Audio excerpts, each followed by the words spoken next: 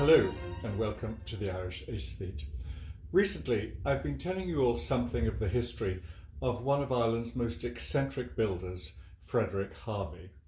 If you were watching the relevant episodes, you'll know that Harvey, who was an Anglican clergyman, first came to Ireland in 1767 when appointed Bishop of Cloyne.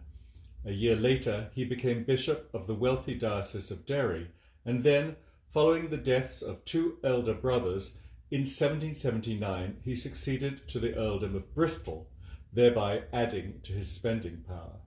Many years earlier, in 1752, when still just a minor cleric, Harvey had married Elizabeth Davers, with whom he had 7 children, 4 sons and 3 daughters. One of the latter was named after her mother. Born in 1758, here is Lady Elizabeth Harvey, generally known as Bess, painted by Sir Joshua Reynolds almost 30 years later. By the time Reynolds painted her, she'd been married, had 3 children, and left her husband. But I'm slightly jumping ahead of myself, so let's go back to her marriage, which took place in April 1776, when she was still not quite 18 years of age. Some 11 years older than her, Lady Elizabeth's husband was John Thomas Foster, who at the time represented the borough of Dunleer in the Irish House of Commons. Mr. Foster was exceptionally well connected. His uncle, Anthony Foster, was Chief Baron of the Irish Exchequer.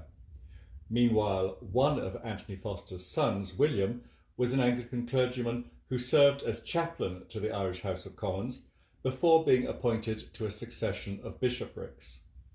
And another of Anthony Foster's son, also called John and also a Member of Parliament, would rise first to become Chancellor of the Irish Exchequer and eventually serve as the last Speaker of the Irish House of Commons before its abolition in 1800. So, the connection between Bess Harvey and John Thomas Foster promised well, especially as he had a fine estate in County Louth on which stood a house then known as Rosy Park. In fact, everything was far from rosy, and as I've already mentioned, within 5 years the marriage was over. It seems that Lady Elizabeth had heard stories of her husband's misbehaviour with her maid.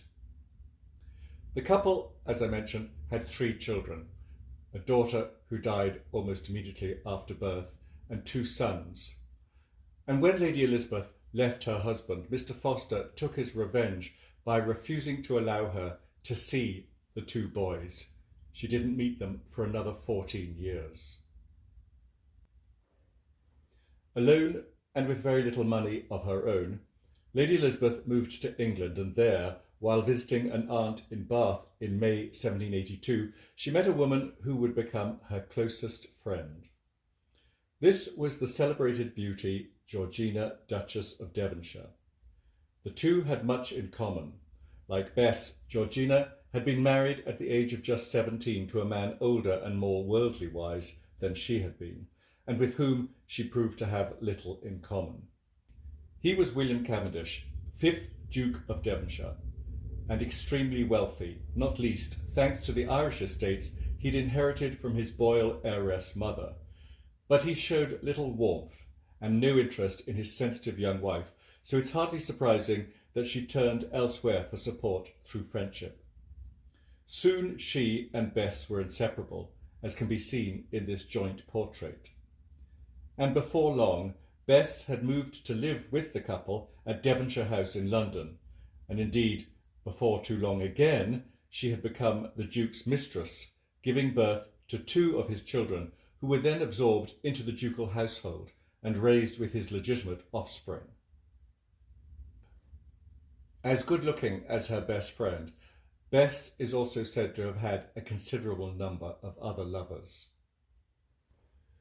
Among them, the Swedish Count Fersen, putative inamorato of Marie Antoinette of France. Then there was the Duke of Richmond, whose sisters, Lady Louisa Connolly of Castletown and the Duchess of Leinster at Carton, would have been known to Bess. There was the Duke of Dorset, who was a notorious womaniser, and even in her later years, it was rumoured, Valentine Quin, future first Earl of Dunraven. But for the best part of a quarter century, the centre of Bess's world remained the Duchess of Devonshire, in whose houses she continued to live.